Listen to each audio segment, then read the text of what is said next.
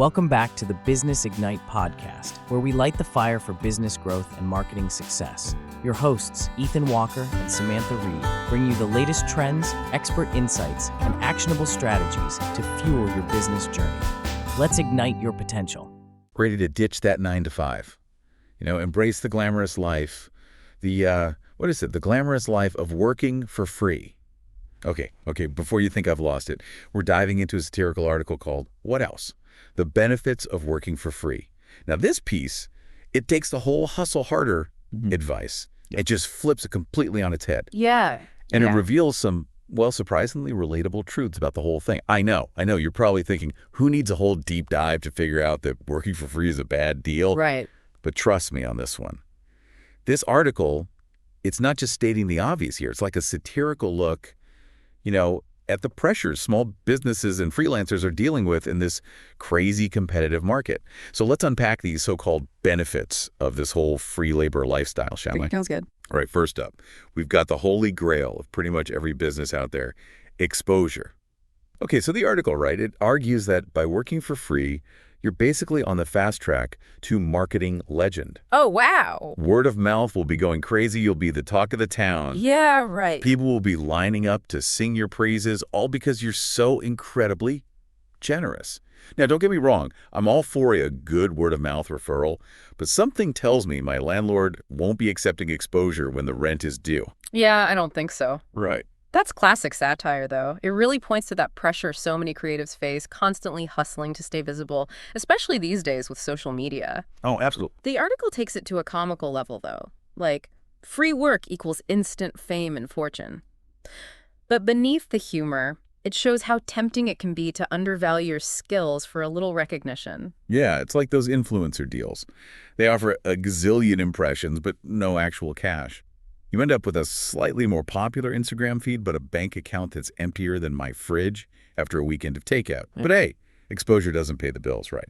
Don't worry, the article has another fantastic perk for us, experience. Oh, here we go. They argue that by constantly working for free, you'll become so experienced your competitors will be shaking in their boots.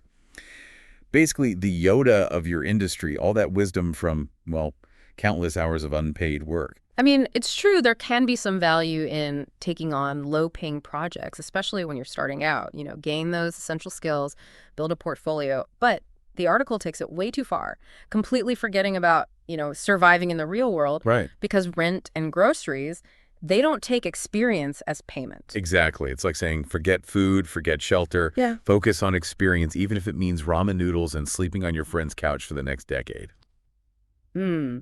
Speaking of basic necessities, get ready for the most liberating benefit of working for free. Whoa. Freedom. You heard that right. They list freedom as a perk of not getting paid. What? Because you see, when you start getting those pesky paychecks, you're suddenly free from the shackles of bills, deadlines, having a roof over your head, apparently. Okay, now that's just... But it does highlight that struggle, though. That pressure to constantly hustle and finding that work-life balance. Definitely. The article paints this romanticized, free-spirited individual, right? Unburdened by material things and expectations. But does that actually line up with, the reality of running a business? It's like they read every cliche about the digital nomad lifestyle and cranked it up to 11. Right. Sure, working from a beach in Bali sounds amazing, but what about the less glamorous side? Spotty Wi-Fi, visa issues, constantly searching for the next client. And it gets better. The article claims that once you've achieved this freedom, from material possessions and financial stability, you'll be drowning in work requests. So in demand that you can afford to work for free. Yeah. Because, of course, That. that's what screams successful entrepreneur. Right. I don't think so. But it does bring up a good point about power dynamics, though. A lot of creatives are familiar with this. The idea that working for free will eventually get you to a point where you call the shots, choosing only the best projects. But in reality, that takes more than free work. It's about setting boundaries, knowing your worth, building a reputation. For sure. It's not like you'll be turning down clients left and right saying, sorry, your project doesn't spark enough joy for my free labor. Speaking of sparking joy, or maybe not, I'm starting to think this whole working for free thing might have some downsides. You think? Maybe I'm just not enlightened enough to appreciate the final benefit. Get ready for this. Personal health. Oh, no. Come on. That's right. Working for free will apparently make you healthier. because nothing screams peak wellness like surviving off foraged berries and rainwater, right? That is pure comedic gold. The image of this stressed out freelancer, right? Living off the land, claiming perfect health. It's hilarious. Right. It's like they took every simple living cliche and turned it into a recipe for disaster. Okay, so we've had some fun with this satirical take on the benefits of working for free. But now it's time to get a little deeper here. What does this article tell us about the pressures small businesses and freelancers are facing today? More importantly, how can we navigate all of this while still valuing our time, our skills, and our sanity? We'll unpack all of that and more when we come back for part 2 of this deep dive. Stay tuned. Welcome back to the deep dive. Before the break, we were exploring I guess you could say, the joys of working for free. Right. All thanks to that brilliantly satirical article. I mean, we've had a good laugh. But I think it's time to maybe shift gears a little. Move from the humor, and really dive into the deeper message here. Yeah, absolutely. I think that's what makes this article work so well. It takes something that's true and kind of twists it into something absurd. Like, yeah, experience is valuable and exposure can lead to new opportunities. Right. And flexibility, everyone talks about flexibility as a perk of freelancing. For sure. But the article shows how dangerous those ideas can be if you take them too far, especially when it's your well-being and financial stability on the line. It's like the article is this funhouse mirror. Right. Reflecting the realities of running a business today. Yeah. We see these distorted versions of that advice we hear all the time. Hustle harder, build your portfolio, find your freedom. And it makes you really think about the downsides of those well-intentioned but often misleading mantras. Exactly. I think it's a really valuable exercise for anyone dealing with the working world today, whether you're freelancing, running your own business, even just trying to set some boundaries at a demanding job. Absolutely. Yeah. And speaking of boundaries, I think that's a key takeaway here. This article, even with the humor, reminds us that we have the power to say no. To say no to things that don't match our values, our goals, even just our financial needs. 100%. It's about recognizing that our time is valuable, our skills, our creativity, it's all valuable. And we don't have to just give it away because someone promises exposure or experience. I've been there, especially early in my career, feeling pressured to take low-paying projects. Oh, yeah. Or even work for free just to build my portfolio. But looking back, sometimes saying no is the braver choice. It's a lesson we learn, right? It's easy to undervalue what we do, especially when you're just starting out or eager to please. Right. But when you set boundaries and value your own contributions, you're not just doing yourself a favor. You're setting a standard for everyone else, too. So how do we put that into practice? Let's say you get approached for a project, and it sounds really interesting, but the pay is way below your usual rate. Or worse, they want you to do it for exposure. How do you handle that without feeling like you're being difficult or like you're missing out? Well, remember this. No is a complete sentence. You don't have to take every project, and you don't always have to explain yourself either. Sometimes a simple, "Thank you for thinking of me, but I'm not available," is enough. It's so easy to feel like you have to over-explain, especially with potential clients. But sometimes, short and sweet is the way to go. Absolutely. Now, if you're open to it, you can always negotiate. But instead of focusing on what you're not getting paid, talk about the value you bring.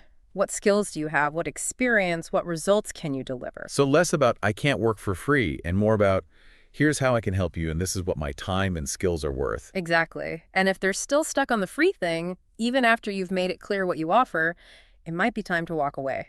It's tough, especially when you're starting out. But sometimes walking away from a bad deal is the best thing you can do. For sure. It shows that you respect yourself, your work, and it stops you from getting stuck undervaluing what you do. This has been really eye-opening, honestly.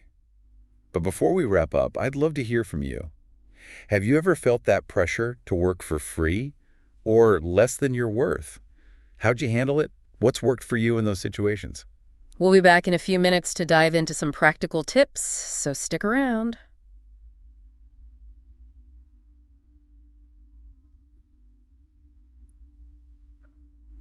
Welcome back to the deep dive. We were talking about those times when, someone asks you to basically work for free. Yeah. Or, they give you a rate that makes you wonder if they even get what you do. Right. It's something I think we've all dealt with at some point. Not the easiest thing to navigate. It really isn't. It's not always about saying no either. It's about sticking up for yourself and what you bring to the table, even when it's uncomfortable. So let's talk strategy. What are some practical things we can do when we hit those situations? Well, one thing is to reframe the whole conversation. Instead of focusing on the fact that there's no budget or they want it for free, try to figure out what the client really needs, what their goals are. Okay. Once you get that, then you can position yourself as the solution. Here's how my skills, my expertise can help you get there. So it's less, can you do this for free, and more, this is how I can make you successful. Exactly. And sometimes that might mean suggesting other options, things that work with their budget but still respect what you bring to the table. Right. Like if they can't afford your full rate for a big project, maybe you offer a smaller version. I see. Or break it down into phases. That's a really good point. It's about finding creative solutions that benefit everyone. What about those times when you're actually excited about a project, but the money just isn't there? That's when it's crucial to really think about your priorities. What are you willing to compromise on? The rate, the timeline, the scope of work. It's like negotiating with yourself almost. Yeah, exactly. Weighing the benefits against the reality of the situation. And sometimes you might realize it's just not the right fit right now. And that's okay. Walking away from something that doesn't meet your needs, it doesn't make you difficult. It means you respect yourself, your skills, and your own financial well-being. Which lets you say yes to the things that really matter. I love that. This has been amazing, honestly. I mean, who knew we could unpack so much from an article called The Benefits of Working for Free? But it's been eye-opening, talking about the satire, the social commentary, and even getting some really solid advice. It reminds you that even in a world where we're bombarded with information, sometimes a little humor is the best way to have these conversations. Couldn't agree more. So as we wrap up this deep dive, we want to hear from you. Have you ever felt pressured to work for free? What did you do? What's worked for you? Share your stories, because maybe, just maybe, you'll inspire someone else to find their voice and stand up for their own worth. Until next time, keep diving deep, keep those questions coming, and keep that creative spark alive. Thanks for tuning in to the Business Ignite podcast, where we fuel your business growth and marketing success. If you enjoyed today's episode, be sure to rate and review us. It does help others find the show. Don't forget to follow us on social media at Business Ignite Podcast and share this episode with a friend. Keep the fire burning, and remember, your success is just one strategy away. Until next time, stay ignited.